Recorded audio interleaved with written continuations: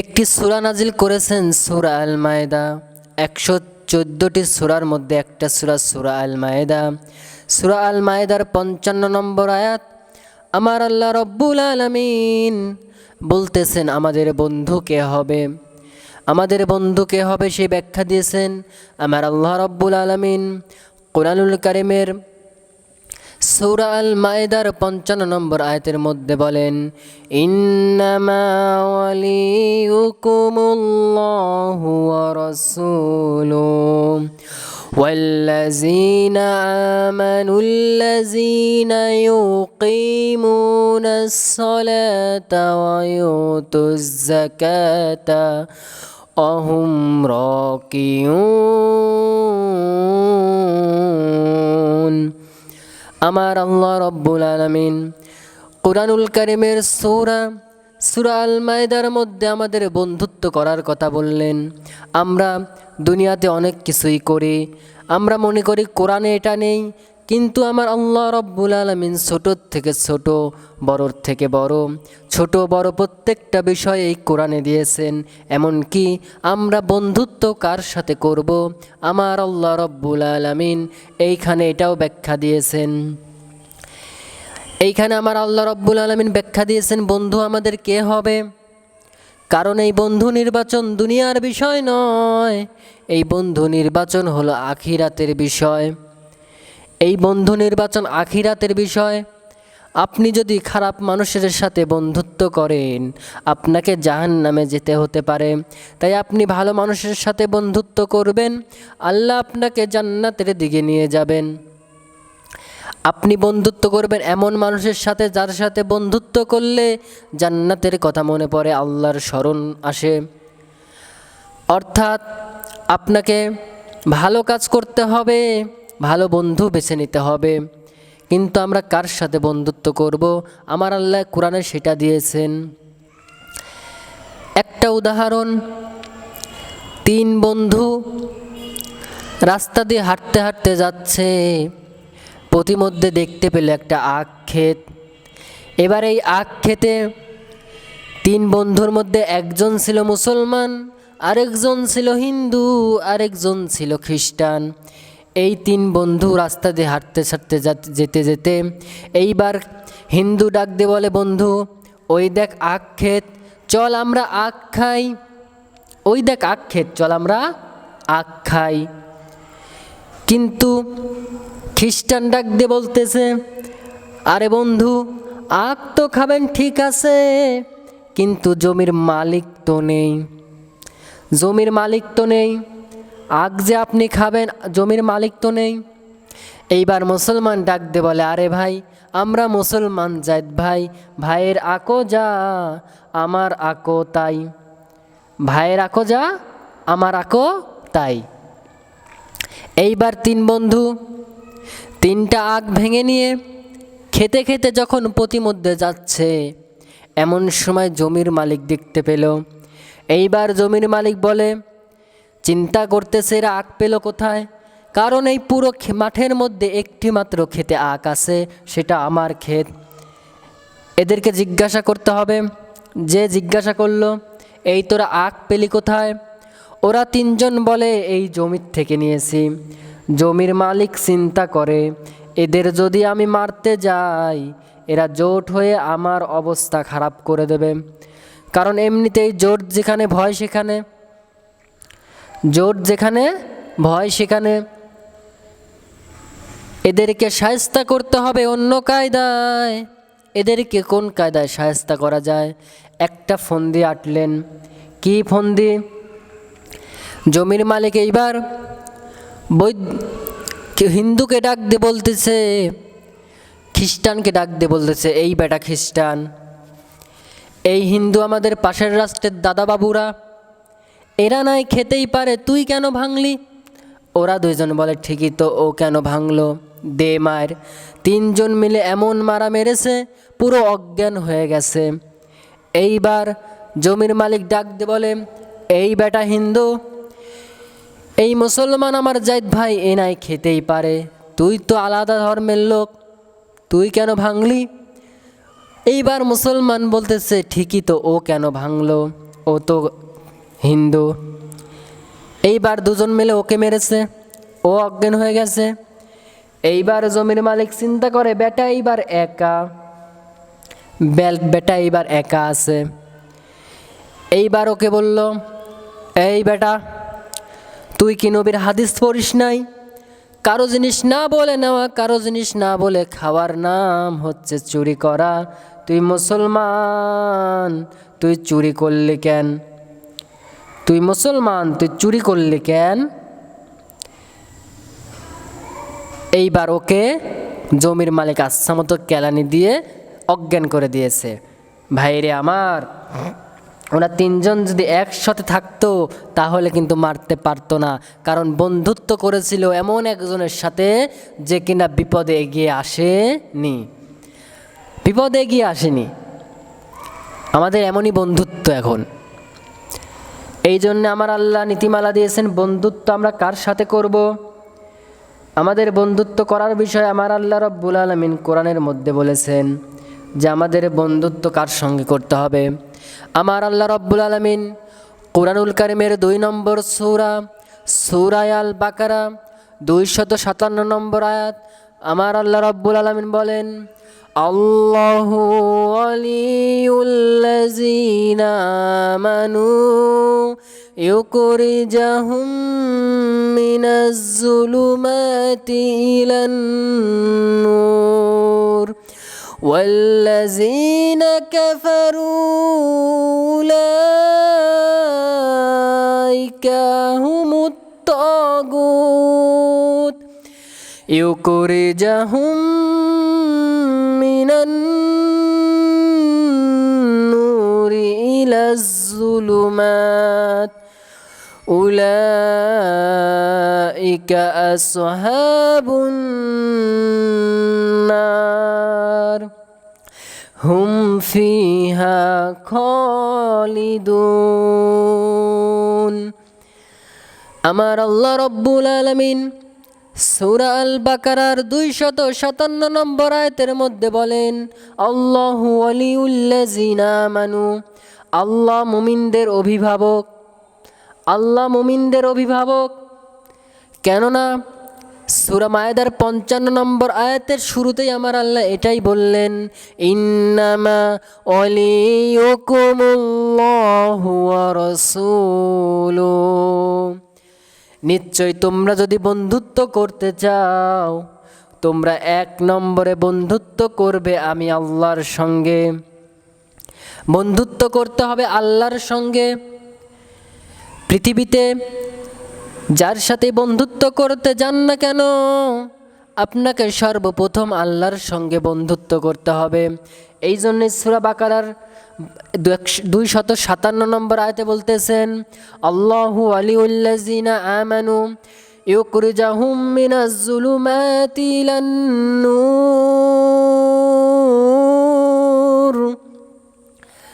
আল্লাহ মুমিনদের অভিভাবক। তিনি তাদেরকে, এই অভিভাবক কেমন, তিনি তাদেরকে অন্ধকার থেকে আলোতে নিয়ে যান। আপনি যদি ভালো বন্ধুত্ব বেছে নিতে পারেন, আল্লাহর সঙ্গে যদি বন্ধুত্ব করেন, আল্লাহ রব্বুল আলামিন আপনাকে অন্ধকার থেকে আলোতে নিয়ে যাবে। দুনিয়াতেও যদি আপনি ভালো বন্ধু গ্রহণ করতে পারেন, আমার আল্লাহ রব্বুল আলামিন এইখানে এটাই বলতেছেন যে সেও আপনাকে অন্ধকারাচ্ছন্ন থাকা সমাজের মধ্য থেকে আপনাকে আলোর পথ দেখাবে, জান্নাতের দিকে নিয়ে যাবে এবং তার সঙ্গী হয়ে যাবে আমার আল্লাহ। এই জন্যে আমার আল্লাহ রব্বুল আলামিন পরের অংশে বলতেছেন ওই সূরার, والذين كفروا أولياءهم الطاغوت, আর যারা কুফরি করলো, আল্লাহর সাথে শিরক করলো, যারা আল্লাহর সঙ্গে কুফরি অবলম্বন করেছে, যারা কুফরি করেছে তাদের অভিভাবক হলো তাগুত। এই তাগুত হলো শয়তান। অর্থাৎ যারা আল্লাহর অনুগত্য করে না তাদের বন্ধু হয়ে যায় আমার আল্লাহ শয়তান। তাকে আমার আল্লাহ তাকে দেখাশোনা করার জন্য শয়তান নিযুক্ত করে দেয়। অর্থাৎ আপনি যদি ভালো কাজ করেন আপনার সঙ্গী হবে আল্লাহ, আপনার বন্ধু হবে আল্লাহ। আর আপনি যদি খারাপ কাজ করেন, আপনি যদি কুফরি করে বেড়ান, তবে আপনার বন্ধু হবে তাগুত, শয়তান। আমরা শয়তানের বন্ধু না আল্লাহর বন্ধু। আমরা শয়তানের বন্ধুত্ব করব না, আমরা আল্লাহর বন্ধুত্ব করব। আমরা আল্লাহর সঙ্গে বন্ধুত্ব করব। আমার আল্লাহ তার সঙ্গেই বন্ধুত্ব করতে বলেছেন, কিন্তু আমরা শয়তানের ইবাদত করি। সপ্তাহে 34 ওয়াক্ত শয়তানের ইবাদত। একবার দেখাতে আসি আমি আল্লাহর ইবাদত। আপনি আল্লাহর ইবাদত করেন কেমন করে? আপনাকে তো প্রতি ওয়াক্তে আসতে হবে, কারণ শয়তান তো আপনাকে ওয়াসওয়াসা দিতে থাকে, বারবার ওয়াসওয়াসা দিতে থাকে যে নামাজ পড়িস না, নামাজ পড়িস না। আল্লাহ শয়তান কেন সৃষ্টি করেছেন? এই জন্যই তো সৃষ্টি করেছেন। শয়তান তো আমাদের জান্নাতে যেতে দিবে না, আমাদেরকে জাহান্নামে যেতে দিবে। কিন্তু শয়তানের চক্রান্তর চাইতে বড় শয়তান তো আছে, শয়তানের চাইতে বড় শয়তান আছে।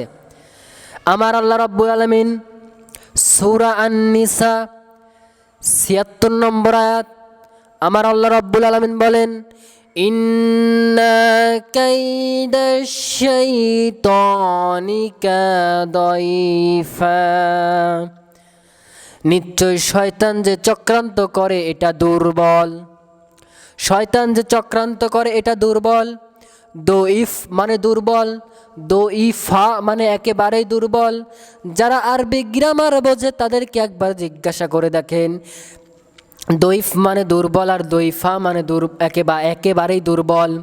আমার আল্লাহ রব্বুল আলামিন শয়তানের চক্রান্তের কথা যেইখানে বললেন সেইখানে বললেন দইফা, অর্থাৎ একেবারেই দুর্বল। ইন্না কায়দাশ শাইতানি কাদাইফা, নিশ্চয় শয়তান যে চক্রান্ত করে এটা একেবারেই দুর্বল। কিন্তু আমার আল্লাহ রাব্বুল আলামিন অপর আয়াতে কি বলতেছেন? সূরা ইউসুফ ২৮ নম্বর আয়াত, আমার আল্লাহ রাব্বুল আলামিন বলেন, ইন্না কাইদাকুন আযীম, নিশ্চয়ই মহিলারা যে চক্রান্ত করে এটা ভয়ঙ্কর। আমার আল্লাহ রাব্বুল আলামিন মহিলাদের চক্রান্তের কথা যেইখানে বলেছে সেইখানে কিন্তু আর দইফ দেয়নি বা দইফাটাও দেয়নি। কি দিয়েছে? ইন্না কাইদাকুন আযীম, নিশ্চয় মহিলাদের চক্রান্ত হলো ভয়ঙ্কর। এবার আয়াত দুইটাকে পাশাপাশি রাখেন। ইন্না কাইদাশ শাইতানি কাদাইফা, নিশ্চয় শয়তান যে চক্রান্ত করে এটা একেবারেই দুর্বল। আর ইন্না কাইদাকুন আযীম, নিশ্চয় মহিলারা যে চক্রান্ত করে এটা ভয়ঙ্কর। এই আয়াত দুইটা পাশাপাশি রাখলে এই কথাটা কিন্তু স্পষ্ট। দুনিয়াতে চক্রান্ত বর্তমানে শয়তানেরও চলে না। যত জায়গায় চক্রান্ত সব এখন মহিলার, যত জায়গায় চক্রান্ত সবই মহিলার। আমি তো বানায়া বলতেছি না, কোরআনের আয়াত তেলাওয়াত করে বলতেছি।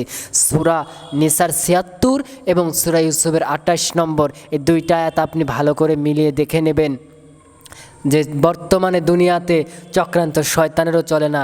আপনি আজান দেবেন, শয়তান পিছনের রাস্তা দিয়ে বায়ু নির্গত হতে হতে দৌড়াবে। আর যে মানুষ শয়তান, একে তো ঢেলেলেও যায় না। অনেকে বলে হুজুর রমজান মাসে, আপনারা বলেন যে রমজান মাসে শয়তানকে বন্দি করা হয়, তে আমরা এই যে কিছু লোক দেখা যায় অকাম কুকাম করে, এরা কারা? তো শয়তান এদের ধরে কেমনে? কিন্তু আমার আল্লাহ রাব্বুল আলামিন কুরআনুল কারীমের ৬৬৬৬তে আয়াত দিয়েছেন এবং এর একদম শেষ আয়াত, কুরআনের শেষ সূরা সূরা আন-নাস, নাসের শেষ সূরা, কুরআনের শেষ আয়াত এইটা। আমার আল্লাহ রাব্বুল আলামিন বলেন, মিনাল জিন্নাতি ওয়ান নাস, শয়তান দুইটা, মানুষ শয়তান, জিন শয়তান।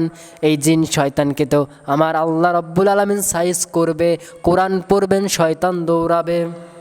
কিন্তু যেই মানুষ শয়তান, এ আজানেও যায় না, জিকিরেও পলায় না।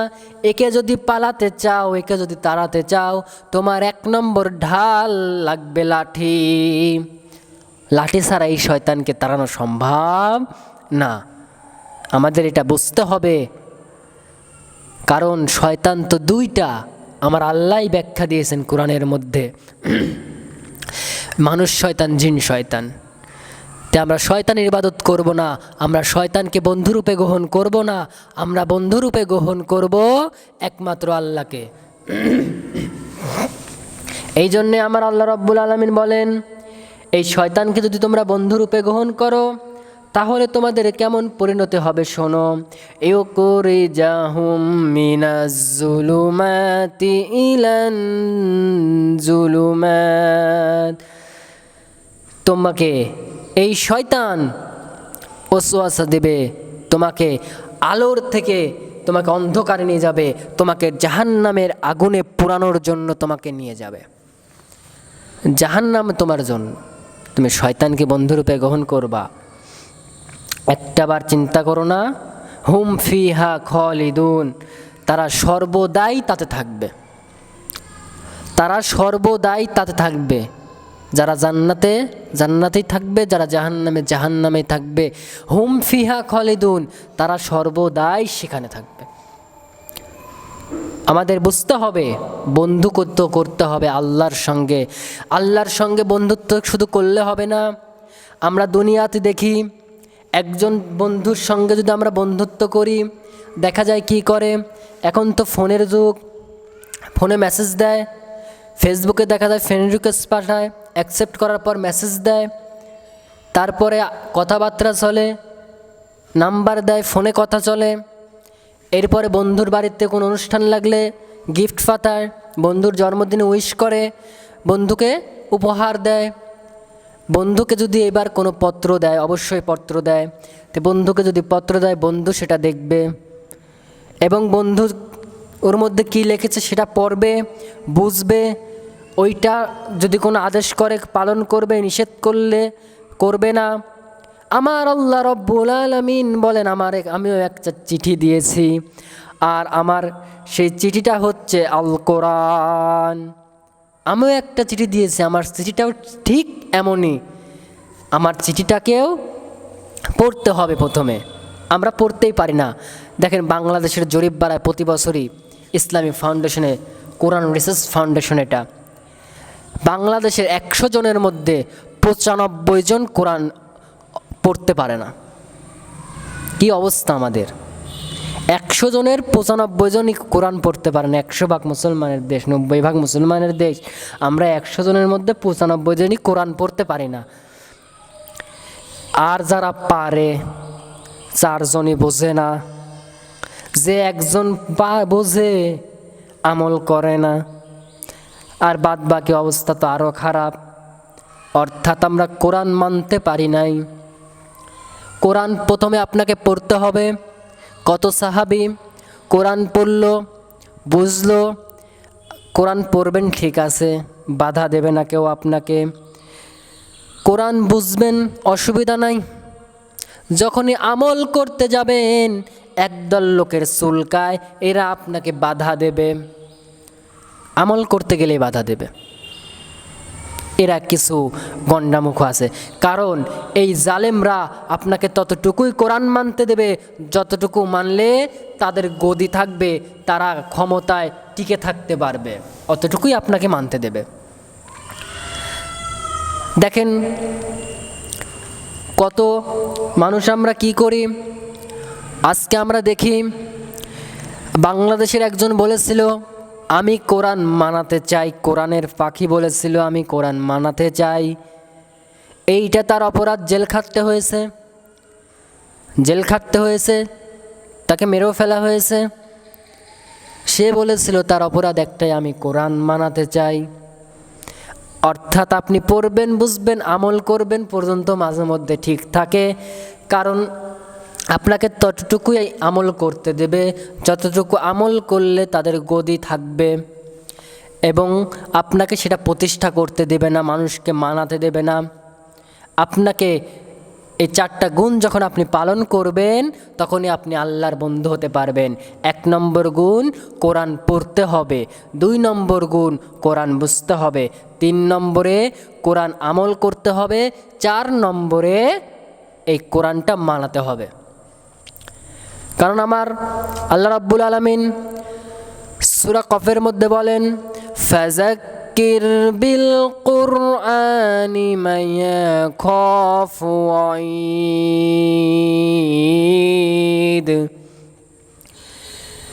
হে নবী, আপনি যখন আদেশ করবেন, উপদেশ দিবেন, ওয়াজ করবেন, নসিহত করবেন, আলোচনা করবেন, আপনাকে টোটালি আলোচনা করতে হবে কোরআন দিয়ে। কারণ আপনি কোরআন বুঝলে আপনি আল্লাহর সাথে বন্ধুত্ব করতে পারবেন। এইটা ছিল আল্লাহর সাথে বন্ধুত্ব করার শর্ত। আল্লাহর সাথে বন্ধুত্ব করার 4টা শর্ত। 2 নম্বর বন্ধুকে ওয়া রাসূলু, 2 নম্বর বন্ধু হচ্ছে আমাদের নেতা, আমাদের লিডার, আমাদের রাসূল জনাবে মুহাম্মদুর রাসূলুল্লাহ সাল্লাল্লাহু আলাইহি ওয়াসাল্লাম। তিনি হলেন আমাদের বন্ধু। এবার রাসূলকে বন্ধুরূপে গ্রহণ করতে গেলে কি করতে হবে? 4টা কাজ করতে হবে। রাসূল যেটা করতে বলেছেন ওইটা করতে হবে, রাসূল যেটা করতে নিষেধ করেছেন ওইটা নিষিদ্ধ করতে হবে। আপনি ভালো কাজ করতে হবে, রাসূলকে বন্ধুরূপে গ্রহণ করতে হবে। আপনি কিসের রাসূল মানেন? আপনি দাড়ি রাখেন না, টুপি পরেন না, লম্বা জামা নেই আপনার গায়ে, কিসের বাহাদুরি? ইসলাম শুধু পাঞ্জাবি টুপিতেই নয়। আমরা মনে করি শার্ট প্যান্ট পরা হারাম, কিন্তু জেনে রাখেন আমাদের জন্য শার্ট প্যান্ট পরা জায়েজ আছে। কারণ হাদিসের মধ্যে পাওয়া যায়, বিশ্বনবী বলেছেন, তোমরা ওই পোশাক পরো না যেটা অন্য ধর্মের সাথে সাদৃশ্যপূর্ণ, অন্য ধর্মের সাথে সাদৃশ্যপূর্ণ। কিন্তু শার্ট প্যান্ট পরা কোনো ধর্মের সাথে সাদৃশ্যপূর্ণ নয়। কিন্তু হ্যাঁ, শার্ট প্যান্ট পরবেন, আপনি এতটুকু মেনে পরবেন যেন নামাজ পড়তে যাবেন যখন শার্ট প্যান্ট পরে অনেকের দেখা যায় প্যান্টটা যারা যখন সিজদায় যায় প্যান্টটা পিছনের দিকে চলে যায়, অর্থাৎ তার শরীরটা বের হয়ে যায়, লজ্জাস্থান বের হয়ে যায়, তার ওযু নামাজের মধ্যে শেষ। তাই আমাদের দেখে বসে পড়তে হবে। ভাইরা আমার, রাসূলকে বন্ধুরূপে গ্রহণ করতে গেলে রাসূলের সুন্নত মানতে হবে। এরপর আপনি যখন 3 নম্বর বন্ধুত্ব করবেন, এই 3 জনের সাথে বন্ধুত্ব করা যায়। 1 নম্বরে আমার আল্লাহ, 2 নম্বরে আমাদের রাসূল, 3 নম্বর বন্ধু আমার আল্লাহ রাব্বুল আলামিন বলেন, ওয়াল্লাযীনা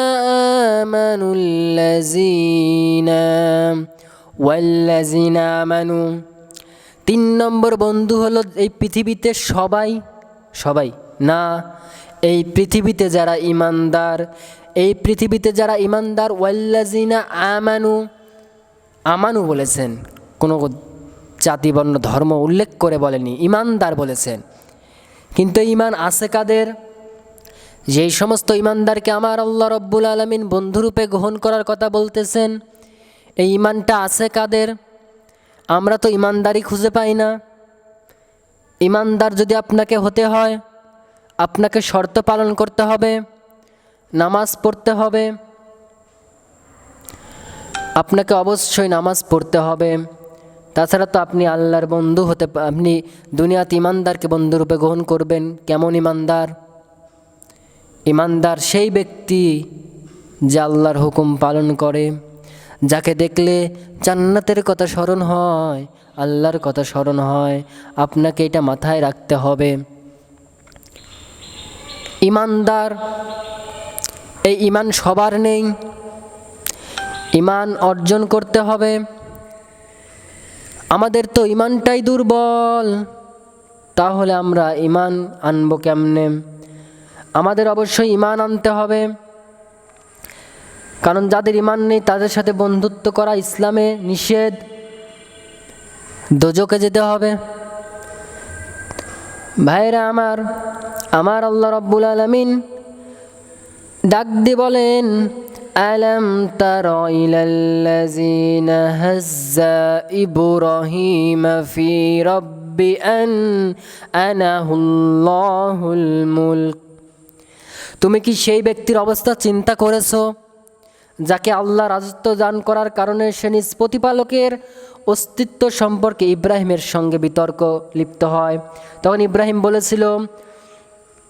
ইব্রাহিম ডাক দিয়ে বলেছিল, ইজ ক্বালা ইব্রাহিম ফাইন্নাল্লাহা ইয়াতা বিশ-শামসি মিনাল মাশরিক, অর্থাৎ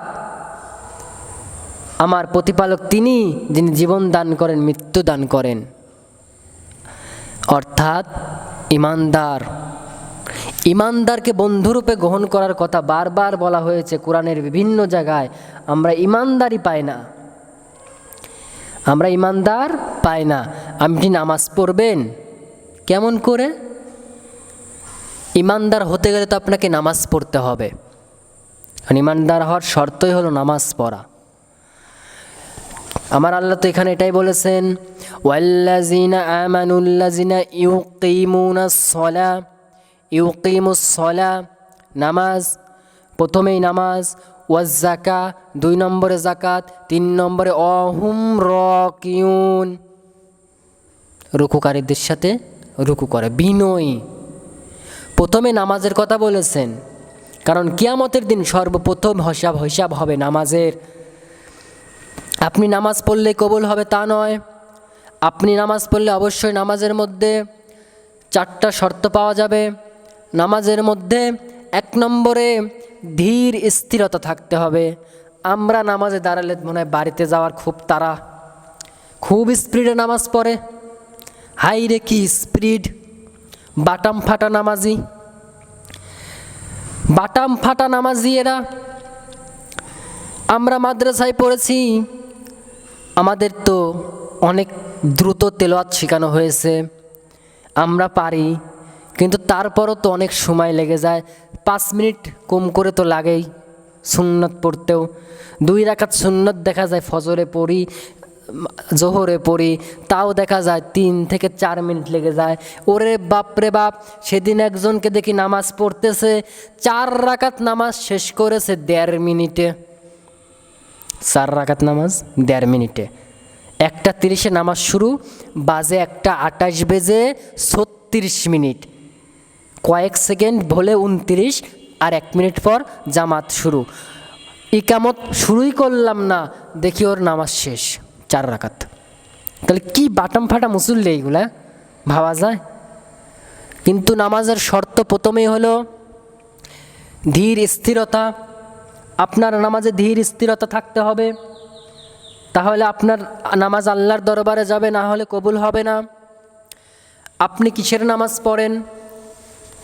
আমার জনাবে মুহাম্মদুর রাসূলুল্লাহ সাল্লাল্লাহু আলাইহি ওয়াসাল্লাম বলতেছেন, নামাজ পড়বা, যেই ব্যক্তির নামাজ আমার আল্লাহর দরবারে কবুল হয়, যেই ব্যক্তি সুন্দর রূপে নামাজ আদায় করে, যেই ব্যক্তি সুন্দর রূপে নামাজ আদায় করে, সেই নামাজ আসমানের দিকে যেতে থাকে আর বলতে থাকে, হে অমুক, তুই যে নামাজটা পড়লি, আমাকে যেইভাবে হেফাজত করেছিস, আল্লাহ রাব্বুল আলামিন তোকে যেন জাহান্নামের আগুন থেকে সেইভাবে হেফাজত করে।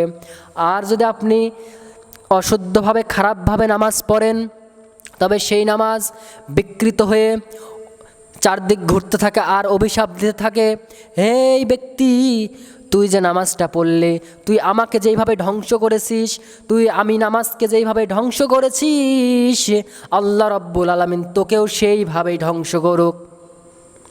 তো নামাজ পড়তে এসে অভিশাপ নেওয়ার দরকার আছে? নামাজ পড়ব, আল্লাহ যেন আমাকে রহমত দান করে, সেইভাবে নামাজ পড়ব। 1 নম্বরে ধীর স্থিরতা, 2 নম্বরে নামাজে খুশু থাকতে হবে। আমি বলবেন খুশু কি? অর্থাৎ তেলাওয়াত করতে হবে, নামাজে তেলাওয়াত করতে হবে। আরকাম আহকাম 13 ফরজ। সেদিন এক মসজিদে নামাজ আদায় করতেছিলাম, মাগরিবের 2য় রাকাতে কারেন্ট চলে গেল, প্রচণ্ড গরম। পাশ থেকে এক মুরব্বি বলে উঠল, আজ যা, কারেন্ট চলে গেল। তো নামাজ শেষ করার পর মুরব্বিকে জিজ্ঞাসা করা হলো, হে মুরব্বি, এই নামাজে আরকাম আহকাম 13 ফরজ, এই আজ্জা কোন ফরজ? মুরব্বী বলে বাপ, ওর মুখ দিয়ে আজ্জা বের হচ্ছে, ও টের পাচ্ছে না। তাহলে কেমন নামাজে একবার চিন্তা করেন, কেমন নামাজে একবার চিন্তা করেন, মুখ দিয়ে আজ্জা বের হয়ে যায়, টের পায় না। আমরা নামাজ পড়ি, 100 হাত দূর থেকে একটা মশা প প করতে করতে আসতেছে, ওকে দেখা নাই, নামাজের মধ্যেই ডাইরেক্ট অ্যাকশন। কিন্তু সাহাবীরা নামাজ পড়তো, তাদের শরীরে তীর বিধানো হতো, টের পেত না। ওই তীর আবার টেনে বের করা হতো, টের পেত না। তারা এত স্থির ধীরভাবে নামাজ পড়তো, যখন দাঁড়িয়ে থাকতো তখন পাখি এসে মাথার পর বসতো আর মনে করতো কোনো মরা গাছ দাঁড়িয়ে আছে, কোনো মরা গাছ দাঁড়িয়ে আছে। তাহলে আমরা কেমন নামাজ পড়ি, আর সাহাবারা কেমন নামাজ পড়েছে? সাহাবারা তো অনেক ইবাদত করে গেছে, আমরা তো তাও করতে পারি না, নামাজটাও ঠিক মতো পড়ি না। কিসের ইমানদার তুমি হে? নামাজটাকে হেফাজত করো। কিয়ামতের দিন সর্বপ্রথম বান্দার নামাজের হিসাব, আগে তোমার নামাজের হিসাব, তারপরে তোমার বাকি হিসাব। নামাজটাকে হেফাজত করো। আমরা নামাজটা হেফাজত করতে পারি না। 1 নম্বরে নামাজ পড়তে হবে ইমানদার হতে গেলে। ইমানদারের গুণ হলো 3টা, ইমানদারের গুণ হলো 3টা।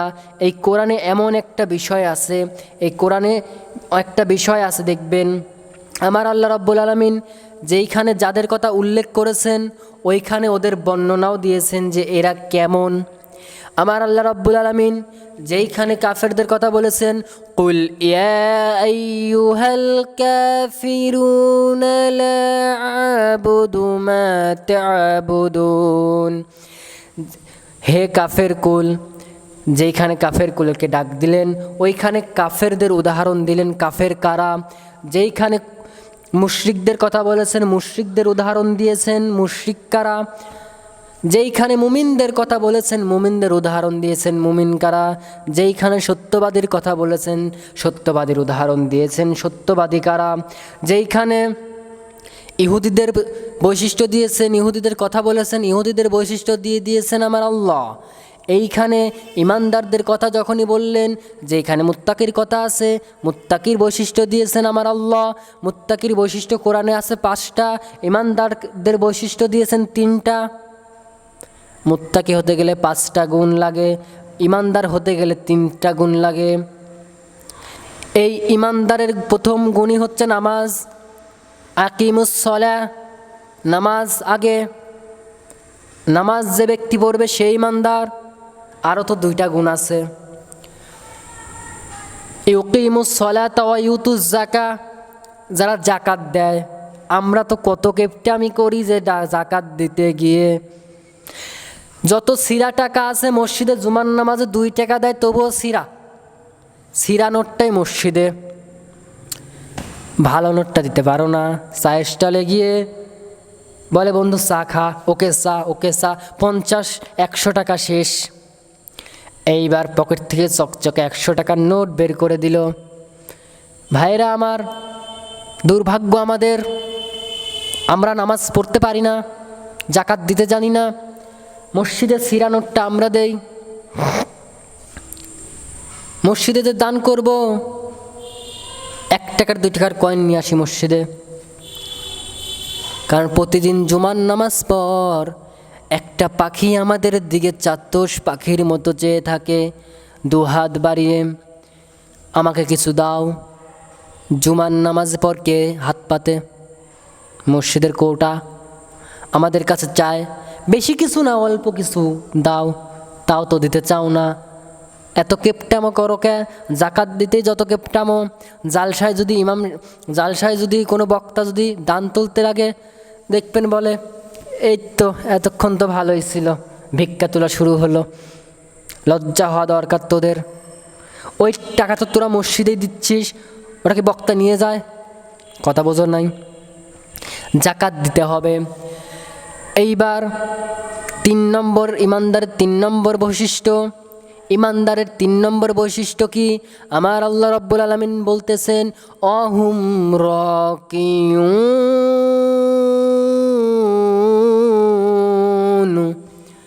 অহুম রাকিউন, বিনয়ী। আমার আল্লাহ বলেন বিনয়ী হও। আমরা বিনয়ী কোথায়? কথা বলতে গেলেই তো আগে গালি বের হয়ে আসে।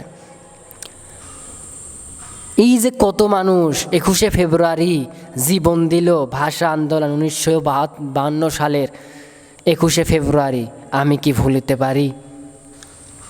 এক চোখে এক গাদা কেতন নিয়ে ভোরবেলায় দাঁড়ানো ছাড়া আমি আর কি করতে পারি?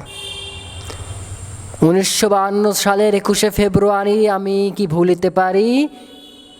চোখে এক গাদা কেতন নিয়ে ভোরবেলা দাঁড়ানো ছাড়া আমি আর কি করতে পারি? তাদের জন্য দোয়া করতে পারি। চোখে এক গাদা কেতর নিয়ে ওই ভোরবেলা গিয়ে শহীদ মিনার গিয়ে ফুল দিলেই তো শহীদকে স্মরণ করা হলো না। শহীদকে স্মরণ করতে হবে মোনাজাতে। তারা ভাষার জন্য জীবন দিয়েছে, আমরা ভাষাটাকে তো ভাষাই বানি না। বয়ফ্রেন্ড গার্লফ্রেন্ড কথা বলে ওলে বাবুলে, ওলে বাবুলে, তোমার ভাষাটা ঠিক নাই। তোমার নিজের তো মাতৃভাষা আসে, মাতৃভাষায় কথা বলো। মাতৃভাষাটা বলতে পারি না, ইংরাজি ঢুকাইছে আমার, আবার ইংরাজি আসে, আমাদের প্রতিটা ভাষা ইংরাজি। বলেন অসুবিধা নাই, তবে কেন গালাগালি করো? নবী বলেছেন গালি হারাম। তুমি যদি নবীকে ভালোবেসে থাকো তুমি গালি দিবা কেন? আমরা গালি দেই না, গালি তো আমাদের অটোমেটিক মুখস্থ। গালি শিখতে কি কোনো কিতাব লাগে? এটা তো ছোটোবেলায় থেকে অটোই মুখস্থ হয়ে আছে, কিন্তু দেই না কেন? রসুল বলেছেন গালি হারাম। আর রসুলকে যখন মেনে নিয়েছি খুশি মনে, তো রসুলের অর্ডার মানতে অসুবিধা কোথায়? তাই তো আমরা গালি দেই না। কারণ ইমানদারকে বন্ধুরূপে গ্রহণ করতে হলে অবশ্যই আমাদেরকে বিনয়ী হতে হবে, সৎ হতে হবে। গালি আর দেওয়া যাবে না।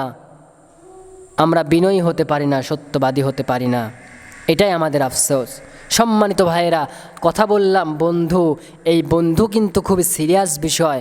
কারণ ফেরাউন তো ভালো মানুষ ছিল, এই ফেরাউনকেও কিন্তু বন্ধুই 12টা বাজাইছিল।